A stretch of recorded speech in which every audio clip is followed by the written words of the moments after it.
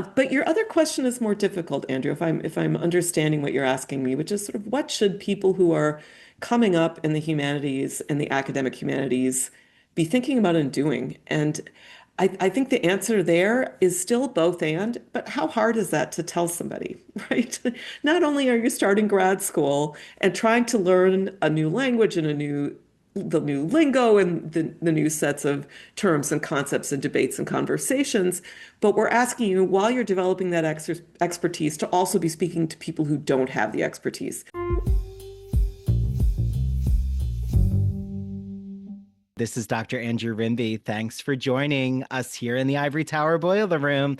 If you don't know, you can get all of our episodes ad-free on Patreon, patreon.com/Ivory Tower Boiler Room. All of Mary's true crime episodes ad-free, video episodes ad-free from the ITBR interviews.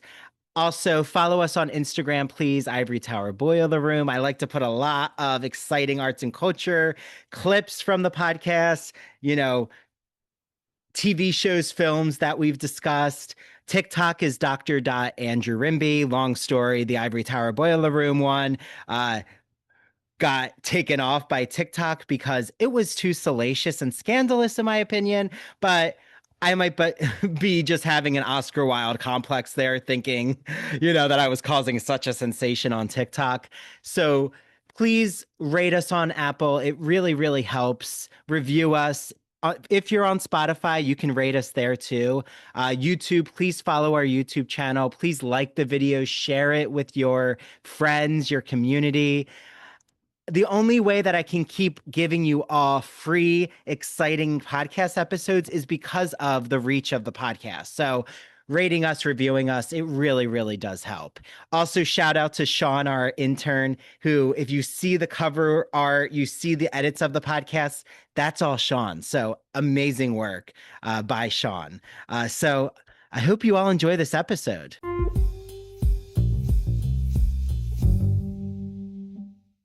Hi, everyone. Welcome back to the Ivory Tower Boiler Room. It's Dr. Andrew Rimby with a fellow PhD in English person, extraordinaire in all things 19th century, mostly, romanticism, the Regency era. We're going to talk all about it.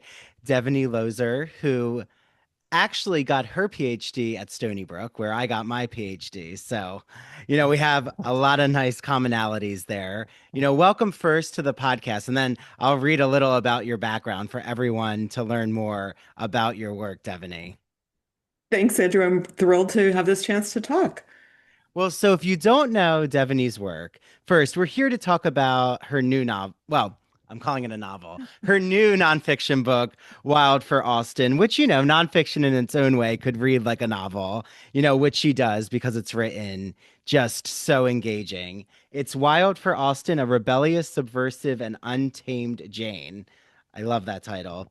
And you also may have heard of her work because she wrote a really widely acclaimed book called Sister Novelists, the Trailblazing Porter Sisters, who paved the way for Austen and the Brontes, and also another book called The Making of Jane Austen. So if you sense a theme here, Austen is in Devoney's oeuvre and atmosphere. She's a Guggenheim Fellow, a National Endowment for the Humanities Public Scholar. She's written for The Atlantic, The New York Times, Slate, The Washington Post, Salon, and she's a life member of the Jane Austen Society of North America and played roller derby under the name Stone Cold Jane Austen. So, welcome with all Austen energy here on the podcast. Love it. I Thanks for love that it. beautiful introduction. Well, Absolutely.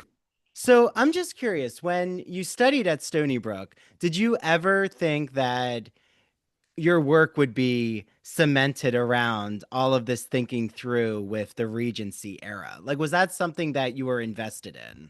Absolutely, yes. And my doctoral advisor was Clifford Siskin, who definitely introduced me to a lot of the ins and outs of this era, the way we categorize it, the way we systematize it, and especially to Austen and the women writers who were active. And I got pulled back into the 18th century where I learned there were hundreds of women writers who were active, some of them quite celebrated, but who'd fallen out of the canon. And Siskin gave this the label "The Great Forgetting" from 1995, an essay he wrote, and then his book "The Work of Writing" in '98. So I can say that, yeah, this was definitely a part of my training, thinking in these ways. Were you there during the much acclaimed culture wars that I heard about in the 90s? Oh, yeah, that might be a different podcast episode, Andrew, but yes. Oh, Uh, us unpacking our Stony Brook. Not saying yeah, I had a lot of Stony Brook academic trauma, but there was, yeah, I I think will any say. PhD program has its intensity. Indeed, and these were the years in which there were pretty raucous arguments. But I can say at Stony Brook, I didn't witness them, but there were rumors of actual fistfights either before, during, or after the faculty meetings. So yeah, it was rough, rough times. Wow, wow. So like when you were, studying for your PhD, were you also interested in feminist studies or this type of like gender analysis that you just really bring to bear in an inventive way in all of your work? Yeah, I was really interested in contemporary feminism and also the history of feminism. And that was something I got exposed to as an undergraduate. I had an internship at the Commission on the Economic Status of Women for the state of Minnesota. So I was very into contemporary politics and policy. But I was also really drawn back to my favorite author, who had been Jane Austen since my teens. And a professor there, Kathy Nickel, really showed me ways that I could connect these. She taught a women writers class. And when I went to apply to grad schools, I was excited that Stony Brook had not just one token feminist theorist on its faculty, but multiple faculty members who specialized in this. It was a real draw for me to that place. Yeah. So as, people find your book, which everyone out there, Barnes and Noble, your local bookstores, if you have to go to a certain corporate place online, it's there. Your public library, right? An audiobook version, which is really well done. And what I find so interesting is what do people tell you like when they find out that your work is centered on Jane Austen? Like what's their entryway usually? Like is it just hearing her name but not really knowing her work or seeing beautiful covers of her novels in like the packaged box sets that they now have everywhere at Barnes and Noble? Well, she has a pop culture cachet, right? So almost anyone you run into has heard of her or heard of Pride and Prejudice, especially, even if they haven't read her novels, they know of her and they know of all these adaptations. So it does start conversations in a really interesting way, and I usually end up saying I have one of the best jobs on campus when I'm meeting somebody who's part of the ASU community, and nobody says to me, "Oh, that can't possibly be true." You know what I'm saying? Most people say, "Yeah, I can see that. I can see that teaching Jane Austen would be a pretty good gig." Beyond that, when people learn that I get to research, write, study, and speak about her, I think there are people who are a little amazed that you can organize an entire life around one author, as I have had the good fortune to do. But they're mostly responding positively to her, and there are reasons that you might not respond positively to her, and I'm there for that too. There are always people who say, "I don't love to read," or "Isn't it just chick lit?" or, "What was going on? Didn't she write at a terrible time? And was she a terrible person?" And there are questions that come up that are more difficult, nuanced, and interesting, but I'm absolutely there for those. Well, this whole just even use of wild, like, I mean, my work is on 19th century, so immediately I think of Oscar Wilde, but I know we're not, going in that territory. Even though, I don't know, did Oscar Wilde have any feelings about Jane Austen? I have had this question once before, and I meant to look it up then, but I don't know of any direct connection between Wilde and the Austens. There might have been. In fact, there were lots of Austen collateral descendants who were really active in the period Wilde was active, and the Austens, the Austen Lees, as some of them were called, were tight with Tennyson and Tennyson's descendants and the Mm. Darwins and the Darwins' descendants. So I have no idea. It could very well be. That's a question I hope somebody can answer for us and tell us about. Drop me a line. Yes, yeah, exactly. Yeah, put it in the comments. So was like you're describing this very private literary kind of community, like something that I feel we've gone so far away from, just the way that the internet age and just how there's so many different silos of literary communities now. But was it true, like that the Brontes, Jane Austen, like were they in community with each other? Like, I know this is a lot in your earlier work, but like how much connectivity is there between the Brontes and Jane Austen? Yeah, well, they couldn't have been directly connected. Jane Austen died so young. She died in 1817 when she was 41. The Brontes aren't starting to publish until the 1840s. They wouldn't have overlapped. But they definitely, the Brontes, and especially Charlotte, knew Austen through her novels and wasn't necessarily the biggest fan. But the Mm, reason we know this is because she was in conversation and in correspondence with somebody who thought she should be. So that itself is an interesting fact. And yeah, there is a lot more community for Austen with the literary world than I think we've given her credit for. There's this sense that she was sheltered, lived this small rural life, that she stayed out of anything that was social or literary. And that is an overstatement.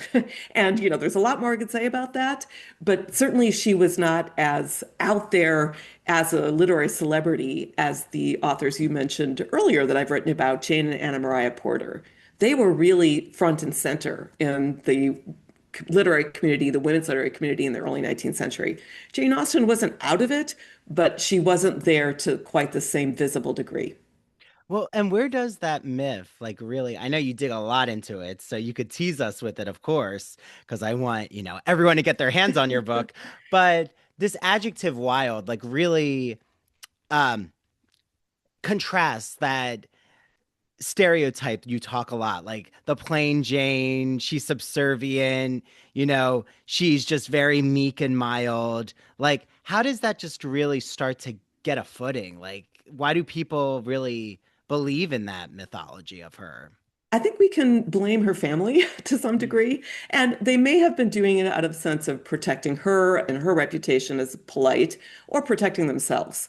But her brother Henry writes this first biography of her that's published in late 1817 with the novels Northanger Abbey and Persuasion that come out in 1818. And he says that she never uttered a hasty, silly, or severe expression. Okay, that's just bunk. But he also says, the task of the biographer will be easy because her life was really not a life of event.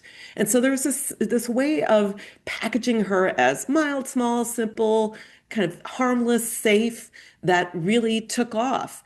But also from the very first, even in the 1820s, there were people who were reading her and finding things that were not so mild, that were wilder, and that recognized her genius, that saw her working in a new way outside of the box.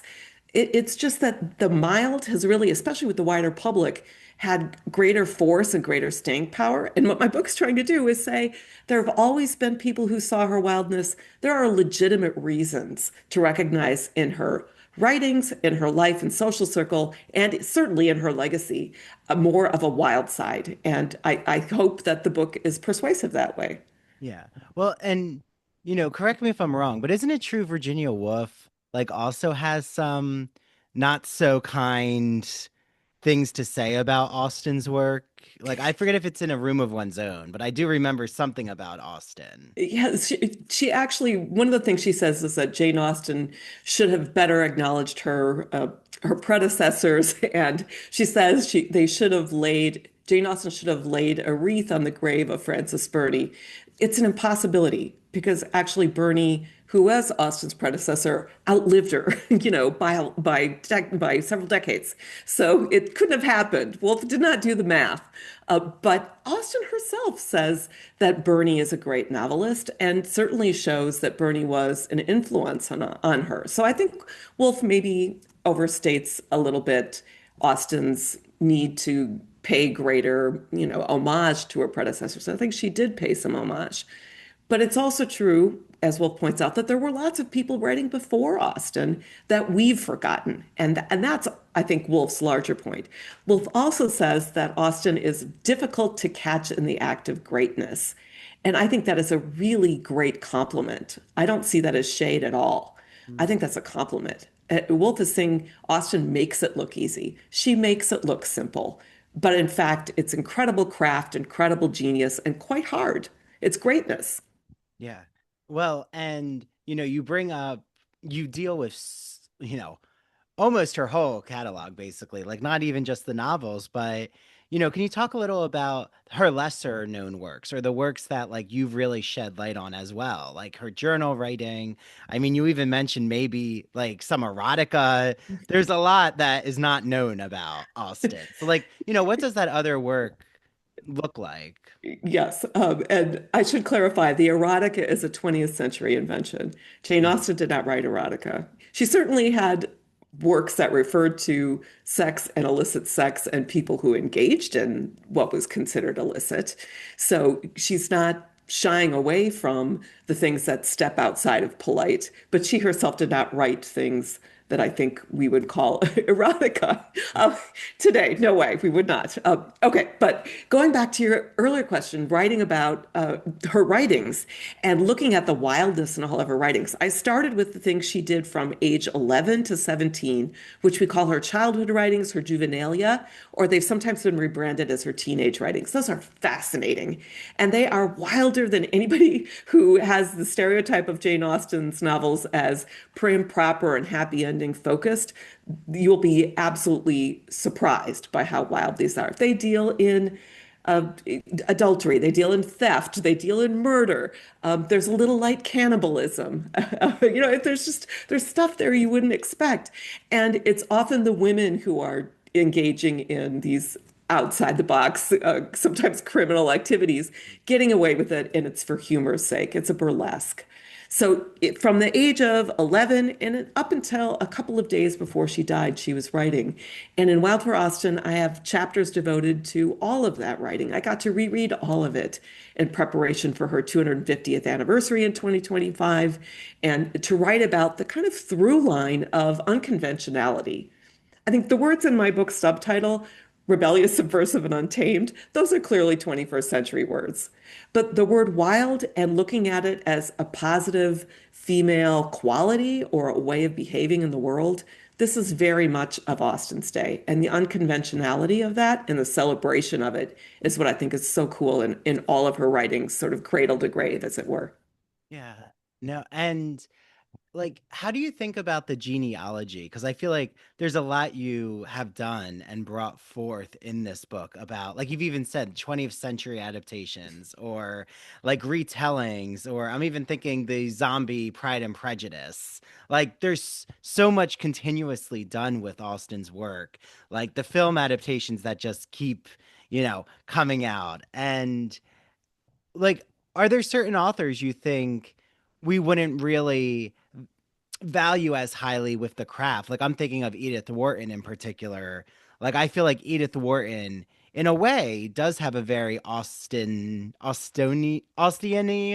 How do you say it? I don't know. Austenian, yeah. Austenian type of flavor to her writing when it comes to her focus on the Gilded Age and like the microcosm of society, right? Like Austen is so good at peeling back the layers of the marriage system, the like capitalist patriarchal construction, which I know is not her words, but um, like who do you think, not that they wouldn't have written, but maybe who we wouldn't have valued if Austen's work wasn't out there the way it is? Mm.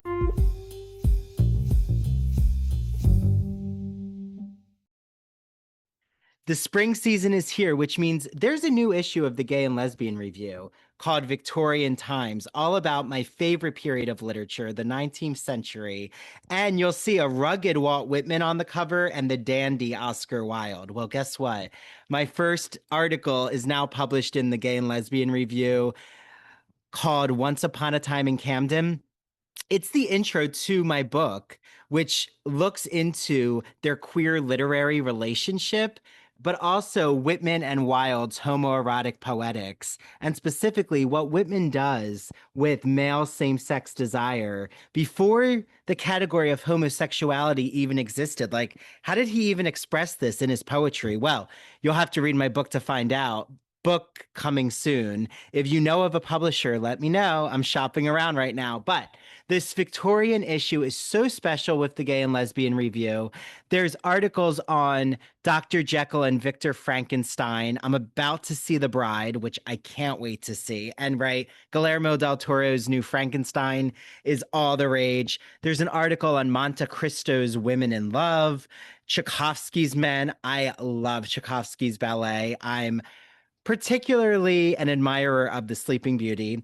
One on Captain Cobb. There's film and TV shows reviewed like Heated Rivalry, Boots, Kiss of the Spider Woman, which, if you don't know, I had an episode with Jeremy Fox from the Gay and Lesbian Review, the managing editor, and Colin Carmen and Joseph Federico, and we talked all about Heated Rivalry. You have to listen to it. And Kiss of the Spider Woman, I keep recommending to everyone. It is an astounding film. Boots, I actually had the creator Greg Cope White on the podcast too. You'll have to listen to his interview. Also, if you haven't heard our episode on the kink issue of the magazine, it's really, really interesting. And the ethnography one. And yes, there will be an episode soon about the Victorian issue. So get your hands on the Gay and Lesbian Review. The digital subscription is really easy to get, glreview.org. The print subscription also, head on over to the website, click subscribe, use the promo code ITBR Choice. You get a free issue of the magazine. Choose the Victorian issue, will you? So head to their Instagram, their TikTok. I love the Gay and Lesbian Review. I get so many book recommendations, TV show, film recommendations. One of the films that I can't wait to watch is in this issue. I want to say it's pronounced Pillion or Pillion. I think I made it French there, with Alexander Skarsgård. So enjoy your reading, everyone. And if you're reading the Gay and Lesbian Review, please reach out to me. I want to let them know, that you all listening to this podcast are reading their magazine.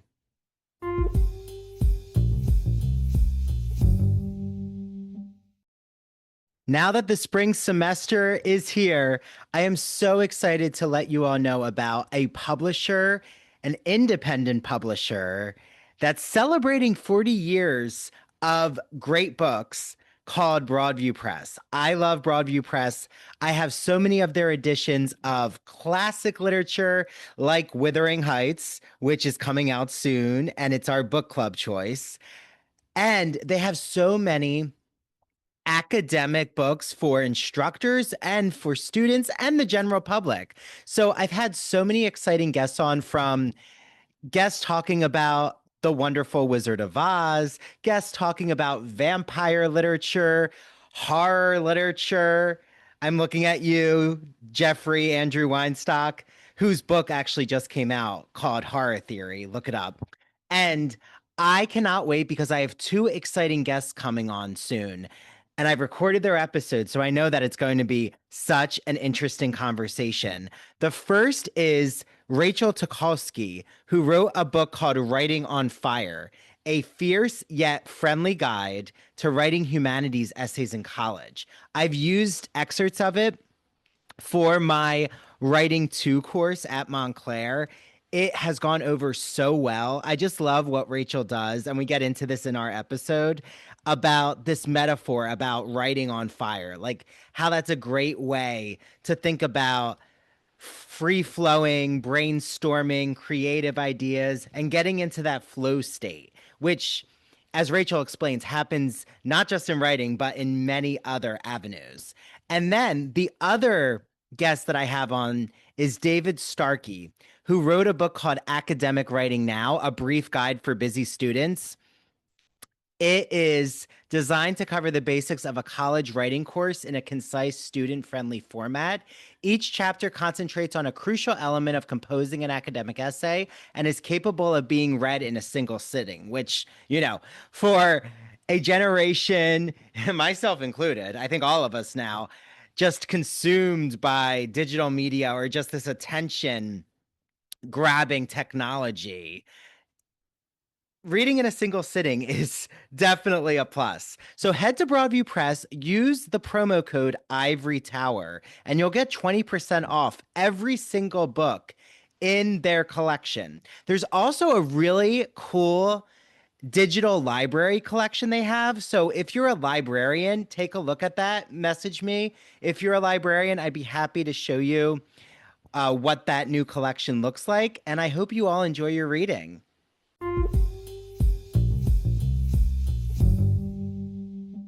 That's a really good question.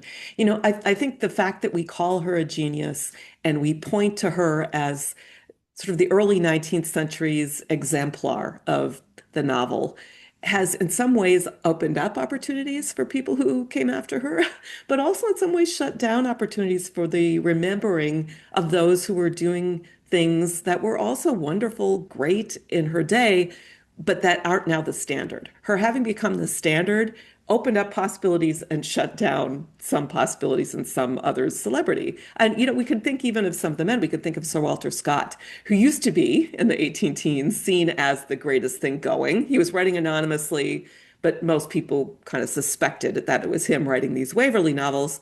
And they were considered the Shakespearean novel. They were considered the greatest version of fiction going. Very few people read Scott these days in the way that we read Austen, at least, not with the same avidity. I think what Scott was doing was different, but the genius of it has become less valued as the genius of what Austen did has become more valued. And listen, I think Wharton is great. I'm not telling anybody to read less Wharton, but I think what Austen has that maybe Wharton doesn't have to the same degree is an incredible rereadability. We can know exactly what's going to happen in Jane Austen. We know how it ends, we know who the characters are, but every time you open one of her books, there is just an incredible talent on the level of the sentence, on the level of the chapter, the section, the character, the plot. All of it is so well done, and you see new things each time, or at least I do, and many of us do, that a lot of other authors just don't have to the same degree. I would reread Edith Wharton, and I hate picking on Edith Wharton, but you brought her up. um, you know, I hate picking on her, but I wouldn't sit down to read that for the fifth time. I wouldn't sit down to read House of Mirth for the fifth time. I would with any of Austen's six and even some of the more so-called minor writings. Yeah. Well, it's okay if you pick a little. And I love Edith Wharton. I mean, I think, there's definitely anytime as a scholar, right, we approach a text, we always like usually come in with a reread with a theoretical question or like a certain angle, right? So, but you're right. For the general public, I agree, definitely. I don't know if everyone's going to pick up House of Mirth again and again.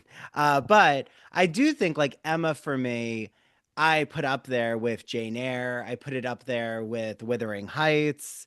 Um, I definitely think that there's just some novels that Middlemarch, I keep recommending Middlemarch to everyone because I feel like it's a novel that just doesn't get read. And there's so much depth in these novels with character study. And Austen Yes. is a character study author too. Agreed. And I reread Middlemarch last year for the first time in many years. And again, Eliot deserves to be more highly rated perhaps than she is, except in an academic community, right? Yes, But yes. Rebecca Mead tried. My year in Middlemarch and the Oh, Bibliomemoir yes. really got its, I think, came into its own with that book. So I I don't, love I that think, book. I yes, loved what she did. And it's kind of like, I'm so glad you brought that up. Thank you. Is what you do in the beginning of, Wild for Austin is like you start with your own personal journey or even how Austin, like the echoes of her in your own life. Like, why was it so important to, in an academic way, you could call it auto theory, but like, this kind of memoir is style. Like, was that something that your publisher wanted or something you really wanted to imbue as your own personal narrative as you yeah. trace these like Austinian lineages? Yeah, I mean, I think Probably some of both, right? Narrative nonfiction at the moment is really going for short chapters, and Wild for Austin has 25 short chapters, and by short, I mean several thousand words. And it's really in a storytelling framework, and that's also the going thing in narrative nonfiction. I like that. I like being able to give the reader things that they can take in one sitting, that they could read in different order. It doesn't have to be read front to back each chapter.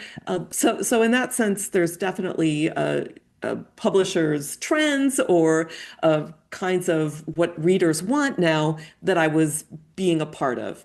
But it also, I think, is a personal choice and one that I feel comfortable with because I've now lived with this author in really weird ways for decades of my life. And I'm not the only one by any means, although I think, there aren't a lot of people who got to hear their roller derby name, which included the name of their favorite author and the person they study, listed out by an announcer saying she's on the way to the penalty box. That might have been a more unique experience that I had Or compared to having a others. beautiful Austen necklace that I Oh, see on thank the you. Thank screen. you. Yeah. I love it. Um, well, and also, I think I definitely want to bring up the academic publishing versus the trade press route, which I don't see as a competition, but I think it's amazing that you are such a public scholar and like have used your PhD expertise and work to really bring alive and really do creative things with Austin that you can't do in an academic publishing route a lot of times, right? Like the theory or the real deep dive that happens in academic publishing, sometimes you can't talk about the personal narrative. You can't bring in all these different adaptations. Like, is that something that just came to you with like interest, or is that something you deliberately charted? Is like, I'm going to be the Jane Austen public scholar face. I don't no, it didn't start out with quite that level of deliberateness. But it could have, right? It could have. I think a couple of things. First of all, I'm first generation college student. So partly I learned to speak in high theory, critical theory, 1990s literary circles.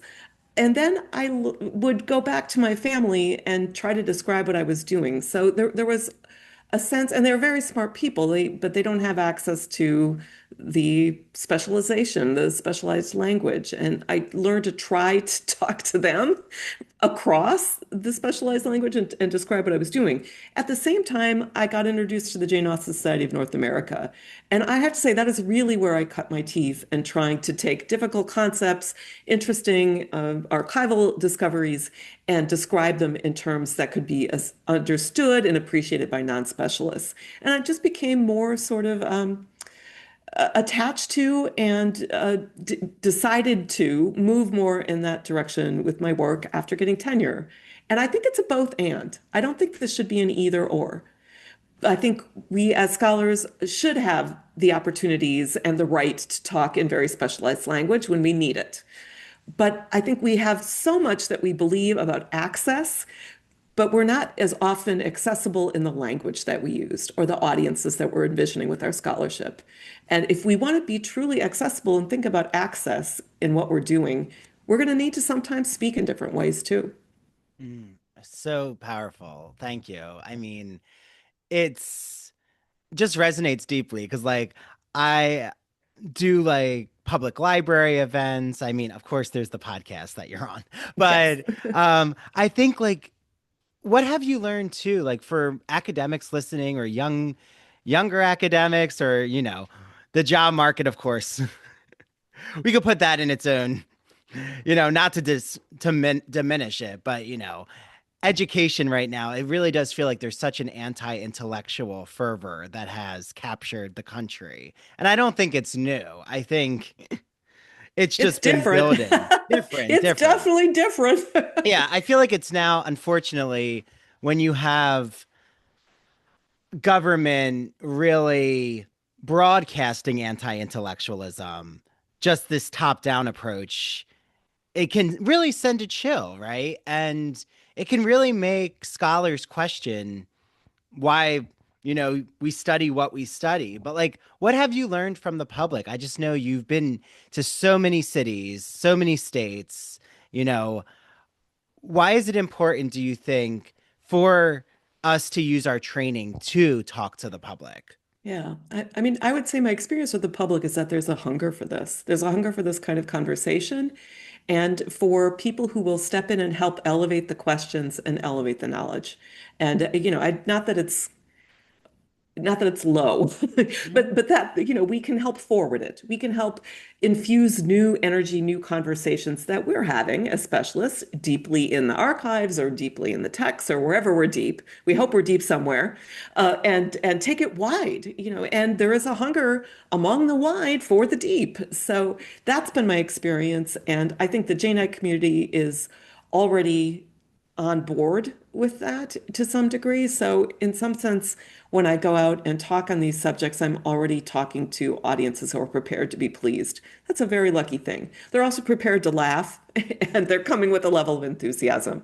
So, there isn't a built-in scholarly, a built-in public community in all of that way, in all of these ways for scholars to enter. I think this might be unusual in having that, the Janeite community, as it calls itself, and I'll call myself a Janeite.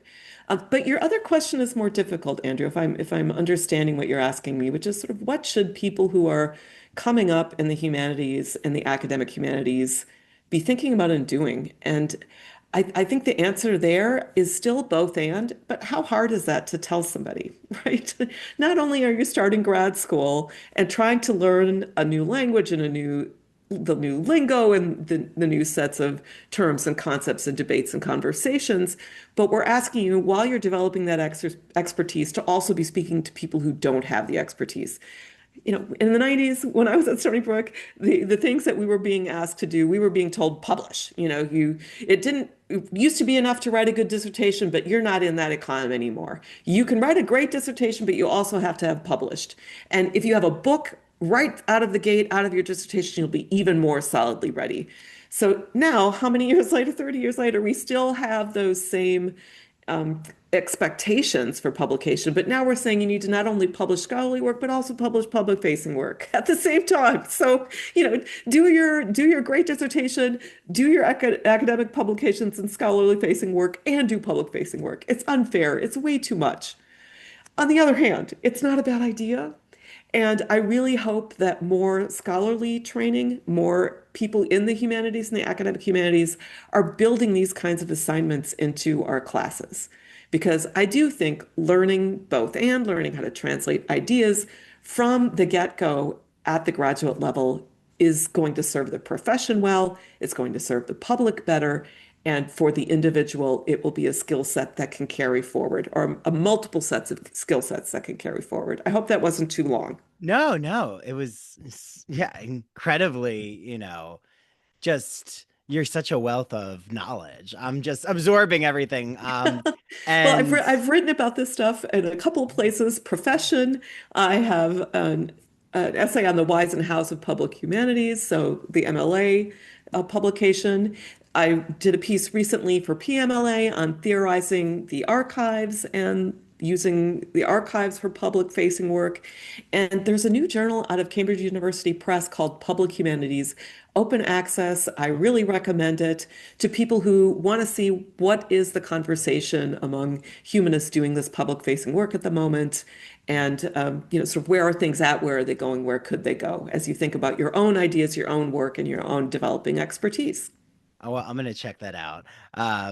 And it kind of sounds like you're also talking about this idea of code switching in a way, like when you were talking about going back to your family and like talking about ideas. But I do feel like academics now, there's a lot of like code switching involved with like, if you're in a conference, you know, I will say, like, I feel that it also, right, depends on the community. Like you've said about the Jane Austen community you're a part of, it reminds me of the Post Studies Association and the Society for the Study of the American Gothic that I'm a part of, where like they really love innovative kind of presentations, or like you don't have to do a traditional paper. So I think, right, there's always a different nomenclature for wherever you are. And like that high theory has actually fallen by the wayside, in my opinion. Like now it's really, what can you teach? What can you bring to this campus? Like, and whether or not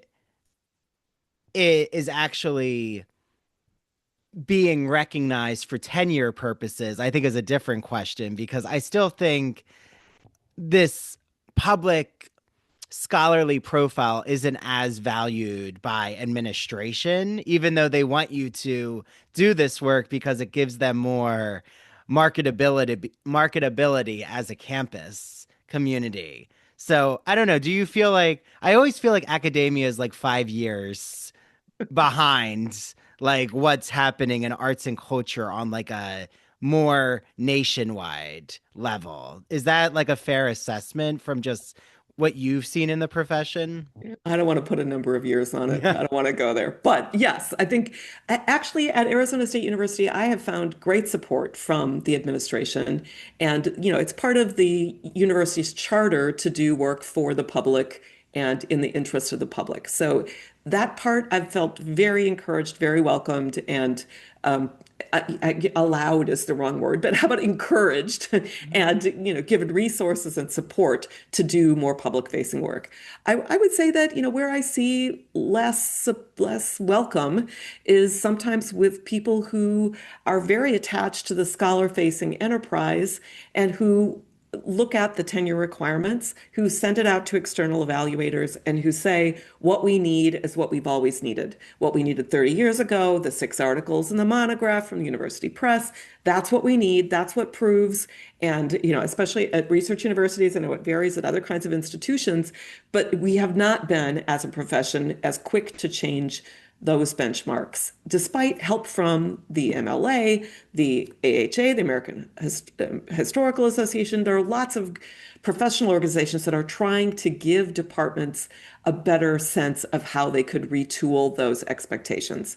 But I think you're absolutely right, Andrew, that those expectations have not caught up to what the public is seeking, what even publishers are seeking. I think a lot of university presses now would really rather have the crossover book, the crossover trade book, because they aren't selling as many copies to libraries. The bottom has fallen out of that particular economic model.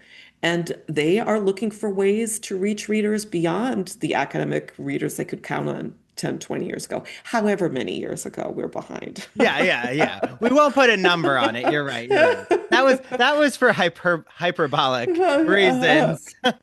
But, also like those who have written just incredible blurbs. Like I see names like Rebecca Solnit, I see Lucy Worsley, like Janet Todd. I just see so many names of like Rebecca Solnit. I absolutely love her historical work and As what do she I. does with gender studies. And yeah, I mean, you're right. If your book isn't like being shown at a public library, like in the new fiction or nonfiction, it's going to be really tough.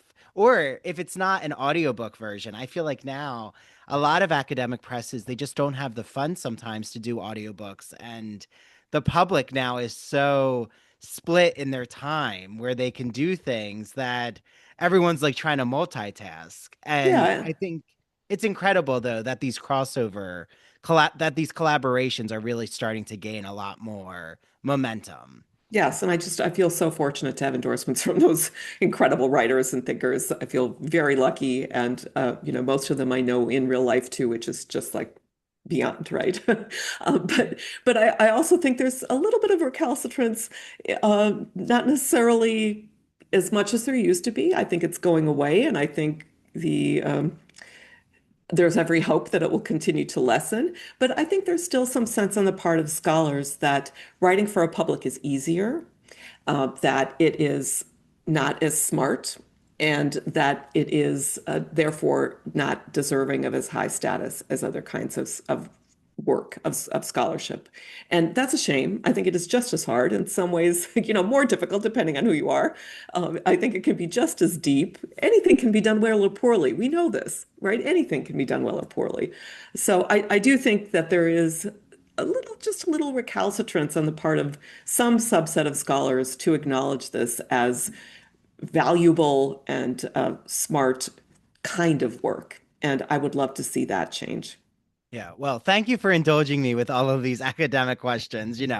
I had to go there just because, being deep into, well, early in my career, but just like all of the expertise you have with these different conversations around public scholarship. But now into Austen Yes. specifically, I'm just curious, what do you think as Wuthering Heights, like when this comes out, the film probably will just have come out with Emerald Fennell's adaptation.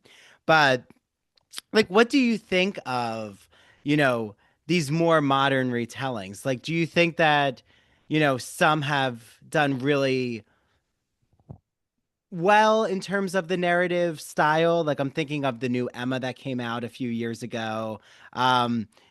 Which do you think are more, I don't want to say truthful, but like, are there certain adaptations of Austen that you just prefer because of the style compared to others?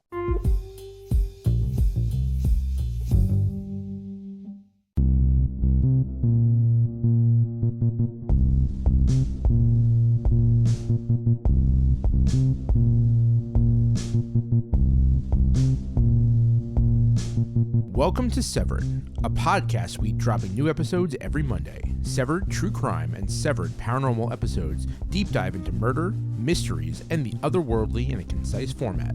A 7-minute story to frame the case with thoughtful analysis and our usual banter.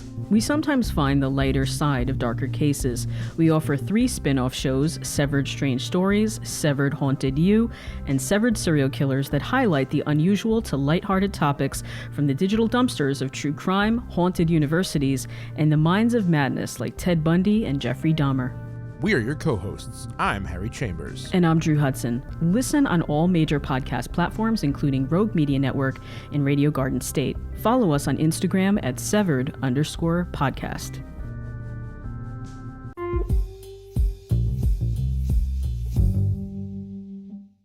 Are you a fan of classic Hollywood movies? Are you a fan of queer cinema? Then do we have the podcast for you. Hello, everyone. I'm Christian Garcia.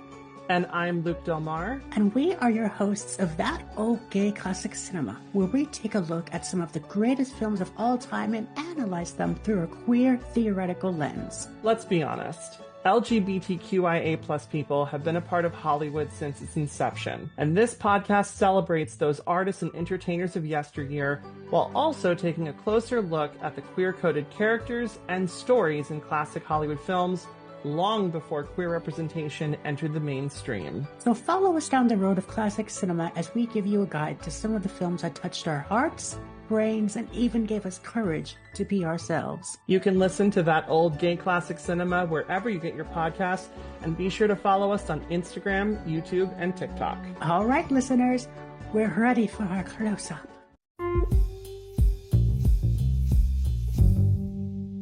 Yeah, and I think I should say I might have started out in a place where that was a really important question to me. But in more recent years, it's become a less important question to me. And I have a more capacious sense of what adaptation can do and its benefits. And I think each of those you named has its own take, its own interpretation. It is kind of form of criticism in a way, right? And I mean criticism not being critical, but criticism meaning giving new shape, giving new meaning, telling us what these texts mean by emphasizing certain things and not others. And I'm really glad when Austen's texts stay alive and there are new ways of thinking through the problems that the characters raise, the social criticism that's incredible in her novels, and give them contemporary shape and give us ways to think about the past differently. So I love that Autumn de Wilde Emma for what it does with its more working class characters, what it does with the Robert Martin and Harriet Smith story. I think it's really remarkable and beautiful. That hasn't been done in the past. And I think we're at a moment where we're asking more questions about what does it mean that Austen doesn't give as much life to her characters who rank, below the middle class, who don't have the same economic advantages as the middling classes that she more often writes about. By the way, people do mistake that they think she writes about the aristocracy and that she's wealthy and she comes from wealth. And you and I know this is not true. But I've spent a lot of time this year trying to just describe to people who didn't know that she didn't come from money and that her family struggled in some ways at the middle class level. But so Autumn de Wilde does a great job showing us a farmer, a tenant farmer, and a parlor boarder and their relationship. And I love that part of that adaptation as well. You didn't bring up some others that I wondered if you Yes, might, yes, but please like, bring them I up. mean, Fire Island, hilarious, wonderful. I think that these are incredibly important retellings that just give us a new window onto what Austen's stories could mean to communities we might not have thought as easily drawn in by her stories. But that's been happening actually since the 19th century. And one of the things that I wrote about in Wild for Austen was the earliest queering of some of her texts. And it goes back to the 1860s. There's definitely some really interesting things going on in the 1890s. And then we get the first deliberately queer retelling of Austen's life in Dear Jane. And that was a stage play from 1932. Actually, it was written earlier than that, but it was first off Broadway in 1932. There's so much to this history. So many people outside of the straight, white, um, Christian middle class that you would think would feel most invested in Austen's novels. There's so much and such a great history of people who found things for themselves in these texts that are way outside of those identity categories in in ways that I'm just on board with celebrating. And so I don't like going in and saying, I like this one did it right, this one did it wrong. If all we end up is with one kind of adaptation, I'll be worried. Like if all that's left is the erotica, maybe I'm not so on board for that, right? That would get rid of a lot of the social criticism. It would get rid of a lot of the family conflict, the economics, possibly. Uh, but I do think having this wild, wonderful mix of kinds of adaptations is really great. Yeah, well, and just remind me, wait, Fire Island is an adaptation of Of which Pride and Austen? Prejudice and Pride and Pride and Prejudice. Prejudice. Yes. Okay. Bone Yang is incredible in it. I mean, it's so well done. Uh, anyway, Yeah, and but no, maybe everyone needs to yeah, watch it. And I mean, as a millennial, I would be amiss if I didn't mention Clueless, which just exactly, is iconic in my opinion. I mean, I think exactly. it's also what like to me made Emma like just made me always want to absorb anything Emma related. Like, I don't know, what is it about Emma's narrative? I feel like Emma continuously gets adapted. I mean, Yeah. I know that's true of Pride and Prejudice, but what is it about Emma's character that you just think, is it just the matchmaking chaos, like that things are going awry? Like, what is it about her? Well, I think it was, and among some, still is considered her masterpiece as a piece of fiction writing. And in the 19th century, it was one that was most often taught in schools. It was adapted, it was excerpted into anthologies, but not necessarily in the ways that we might think. The excerpt that was included in and sold millions of copies from the 1840s to the 1880s was a Miss Bates dialogue. And Miss Bates, the garrulous spinster, not necessarily a character I think that many of us love to read the speeches of today, but these speeches were performed publicly and most often performed by what were known then as female impersonators. They were men who were giving voice to Miss Bates on public stages. And I think this is just a fascinating, wonderful part of her history. Emma herself is a character. I mean, what we're told, she's a handsome, clever, and rich. Austen is said to have remarked that she was going to take a heroine who no one but herself will much like. She gave herself a real challenge. But I think there are a lot of people who either see themselves in Emma or want to understand how they get drawn into Emma's story, even though she's not terribly likable. Maybe that's where you're going. I don't know. I don't Yes, know. yes, yeah. Well, and I think to me that's what makes Alicia Silverstone's portrayal so captivating is it's like you can recognize that the naive quality, but she also has so much. I just like when you can't judge the book by its cover. And I feel like to me that really captures Emma of like she really wants to do good. She's authentically who she is, but she also always misses the signs. Like she Yes. thinks she knows the signs, but it's just a little off center. Well put. Yeah, it's like a detective novel because so much of it we get through her own thoughts. The narrator doesn't just differentiate between what is being told omnisciently, what is being told through Emma's head. Often it's hard to tell. And so we get sucked into some of Emma's worst impulses Yeah, on a yeah, first reading. yeah. Well, everyone needs to read Emma. Well, read all of Austen, but I would pick Emma and then Pride and Prejudice if I Love it. was doing it. But like, what is a novel that you think, specifically, maybe you talk about it in Wild for Austen, but what's one that doesn't get talked about a lot and you really think it deserves its flowers? Yeah, well, I think this next year we're going to see a re-emergence of Sense and Sensibility and looking at what that novel's up to. We've got this version coming out in September with Daisy Edgar Jones that looks like it's going to Oh, be really interesting.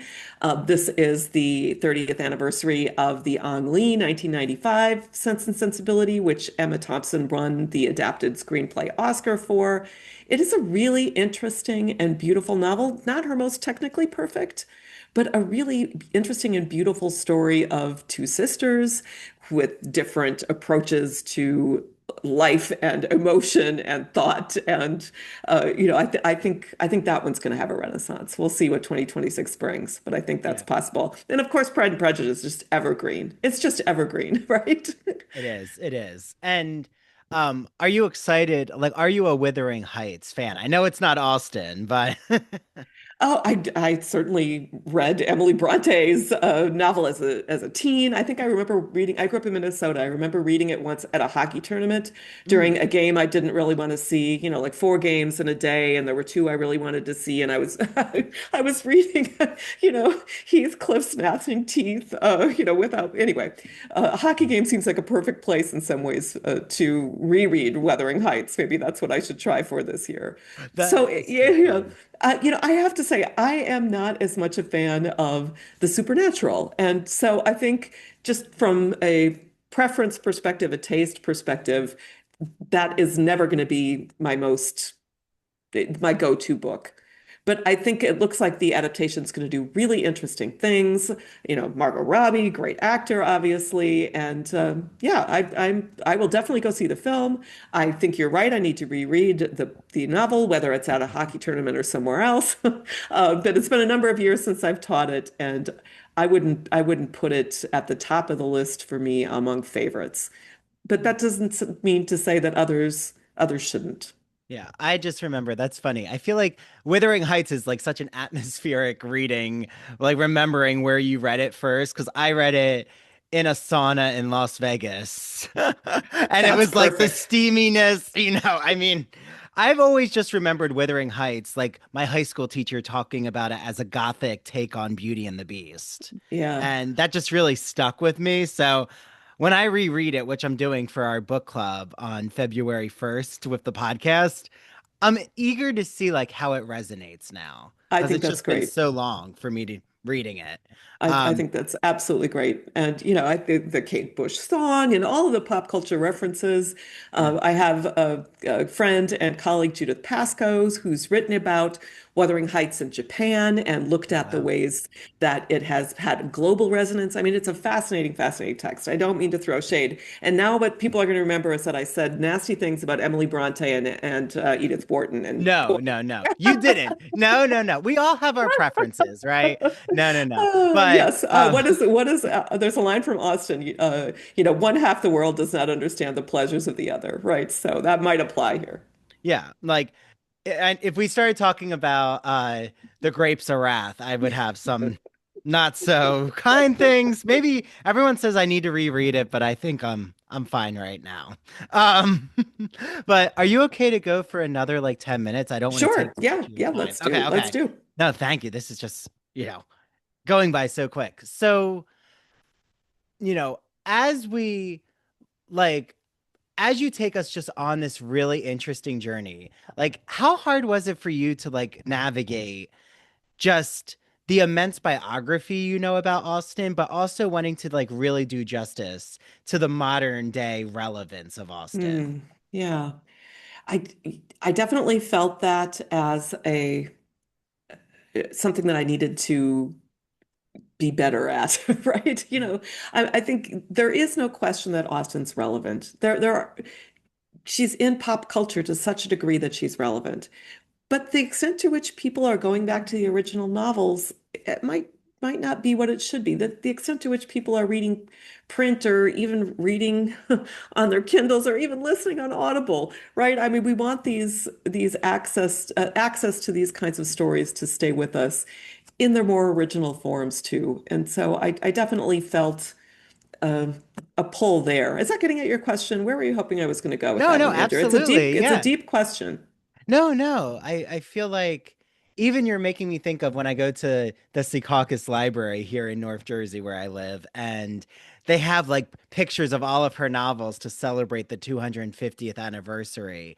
Like, in my opinion, that might just be the first time that the general public, that's probably the first time they've even seen all of her novels like listed. And I think that sometimes that's right. There's always an entry point. Like it might be the Jane Austen mug that someone sees at Barnes and Noble or a bookmark, right? And I always just think it's interesting how someone gets at something when it's not taught to them, like in high school. Like, how many conversations have you had with high school teachers? Like, are they still really, teaching an Austen novel, or have other authors kind of just started to replace? And, it's not just Austen. I know it's a lot of 1800s authors who Yes. start, now there's such a modern pool to read contemporary authors. Like, do you feel that high school students have an understanding of Jane Austen? Yeah, it's being taught less often, and I don't have exact statistics in front of me, but I think partly there are fewer literary texts being taught in English classes and fewer from the British tradition being taught. And there is, in some ways, I think, an impulse to do shorter things, right? This is even a shorter novel of Austen's like Persuasion is considered long by some curricula. And boy, that's hard. Boy, that's hard. I do think the places where she seems to be taught more often, there are definitely high schools and charter schools that are more focused on, the great tradition, great books. I think she still has a foothold there. I think she's still taught in some religious schools who see her as safe, or who, when they hear Jane Austen, they unless they got the zombies and the erotica versions, they think it's going to be okay to bring into a classroom with teenagers and the parents aren't going to freak. So I think there are still pockets in the American educational system where she is being taught, but not quite as often. I think teenagers' exposure to her is less likely to be in a classroom, more likely to be in an adaptation, more likely to be in anime or a vlog, or the Lizzie Bennet diaries 10 years ago. I think now probably those have been replaced by people talking about it on Book Talk. But I did see that I think it was Jenna Bush's, what is the name of her book club for December 2025, made Pride and Prejudice it's one read. So she's being read and across the political spectrum. She's being read in book clubs. So, I think as long as that happens, there will be people exposed to her. It just might not be in school. And maybe that's okay. Maybe getting exposed to Austen in school actually did some damage to her, right? Anything that you get taught by a teacher who's there and just sort of lackluster or doesn't care can ruin a text for you.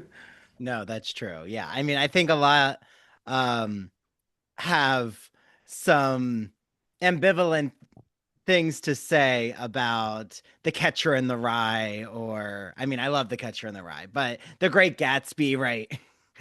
There's just these texts that The Scarlet Letter. I mean, but the more and more I ask my students about, oh, using The Scarlet Letter as an allegory example, they're like, what's The Scarlet Letter? Like, it's just so interesting, like a text that you just think everyone will have a reference point. You're right. Like short stories and poetry are now actually more part of the curriculum. And yeah, I get nervous about even in college when they're suggesting not to read. Like some are surprised that I have my students read full length novels in my world literature class, and these are novels like Song of Achilles and Wicked. So like there Mhm. is an accessibility. Right. But and I do think students actually, it seems like they enjoy a chance to even just buy a book, like a printed book, and get to sit down with it because it is something that's become uh, not part of everyone's everyday life. Right. And you asked me specifically about high school, but I think you're right. There's much more of a hunger for book culture and what does it mean to immerse yourself in a longer work at the college level. And I sometimes teach our master's students, we have an online master's class that's mostly high school teachers who are going to be teaching Jane Austen in a dual enrollment, so high school but for college credit situation. And there, Austen is sometimes being taught. So I don't want to I don't want to write her out. But I think you're right that at the moment it's more on the college level that students are getting access to the original fiction. But they come knowing the stories or saying, my mom loves Colin Firth, but he's not my Darcy, right? That's how they come to the classroom. Well, I was going to ask you about just because, you know, you are, and I, don't want to discount other scholars, of course, but you are a very public facing Jane Austen scholar. That have you ever had a chance to talk with an actor or Mm. director who have done one of these adaptations? And if so, what was that conversation like? I had a chance, this was like career highlight to be part of an event at the British Library in November of 2025.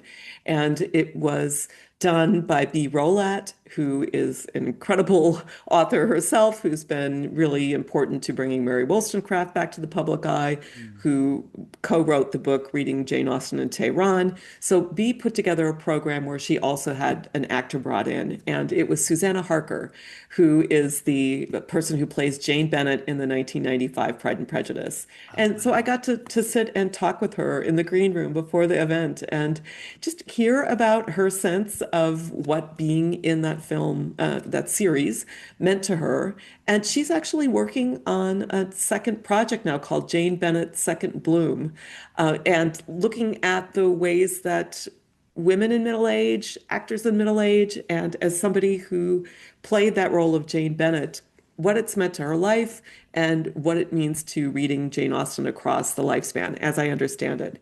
So, yeah, I think actors who play these roles are sometimes absolutely colored by them, and the public identifies them. Susanna Harker's been in a lot of things, done amazing acting, but that is one role that I think really imprinted itself on the public and therefore on her life and her sense of herself as she aged. And that's a gift from Jane Austen, but it's also a gift from Susanna Harker back to the critical and scholarly community. Mm. Well, and you know, as we, near our end, I'm just curious, like which section of the book would you be the most excited to like see your reader's response? Like if you Ooh. could like capture uh like, you know, selfies of them reading, like which moment do you really think there's going to be a wide range of emotion? Right. Well, the book is in three parts: writings, life, and legacy, as I've mentioned. We haven't talked much about the life part, but there's a chapter in the life part where I describe Austen being in the same room with an opera diva and an international spy. And both of them are people she definitely knew. She was introduced through her sister-in-law, who was also her cousin, and just the few lines we have from her letters say that she was really intrigued by them. But what's crazy, and what I would like to see my readers respond to, plot spoiler, is that the spy and the diva were assassinated. They were politically assassinated in a bloody murder a year after Austen met them. Austen would have been reading this coverage, which was gory and very extensive, not just like something awful happened in the public eye, but something awful happened to people she knew. And thinking about how she was not sheltered, how she was around these really difficult experiences. When she made a decision not to write about spies and political assassination and bloody murder, it wasn't because she didn't know about those things or have connections to those things. It was an artistic choice. And I think that's really important. And I would like to see people's faces when they realize that.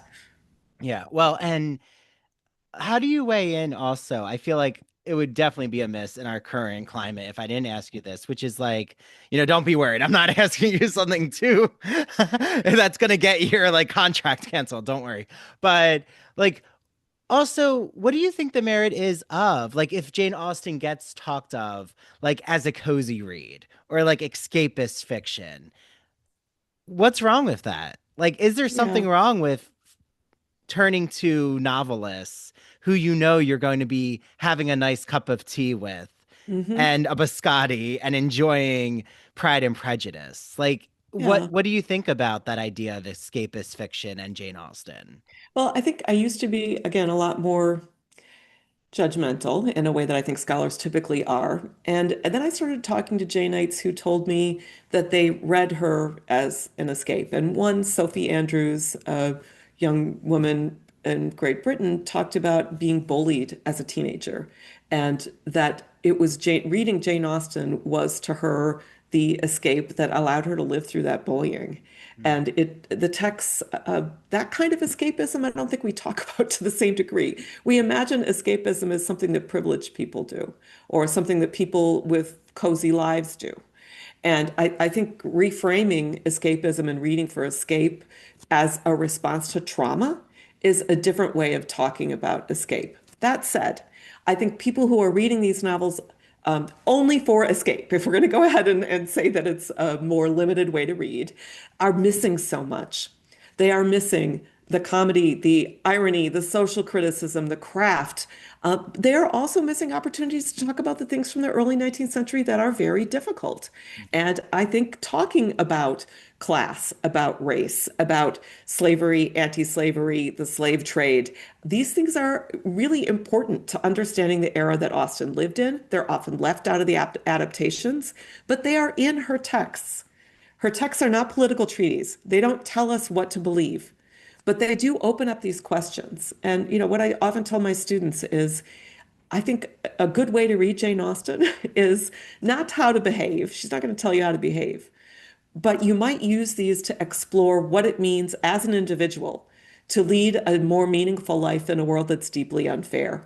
Mm. And to me, that is another reason that her novels continue to resonate, not just because they are cozy and they allow you to escape, but because they allow you to get into some of the real difficult questions of life in her time and life in ours.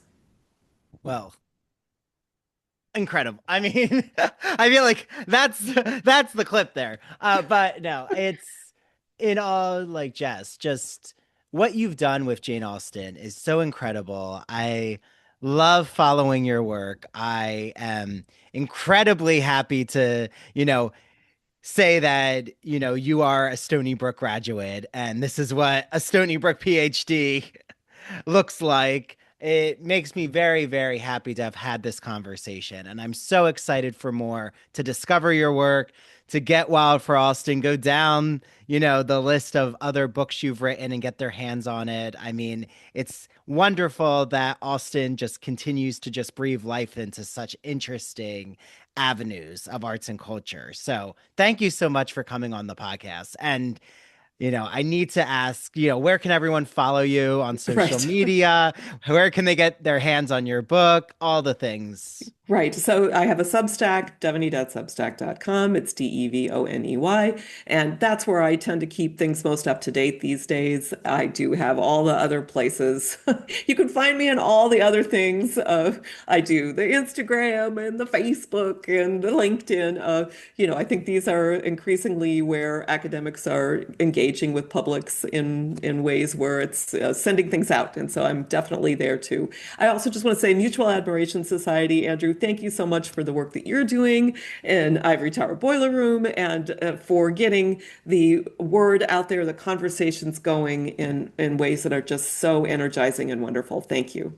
Thank you, Devony. That means a lot. Well, you know, this is the holidays when we're recording this. I wish you a happy holiday season. I am going to read more Austen. You have encouraged me to like go into Persuasion and Sense and Sensibility, which I never read. And So, Lady Susan, I think oh, I want to hear what you think about Lady Susan. okay, and Lady Susan. I'm adding that to my list right now.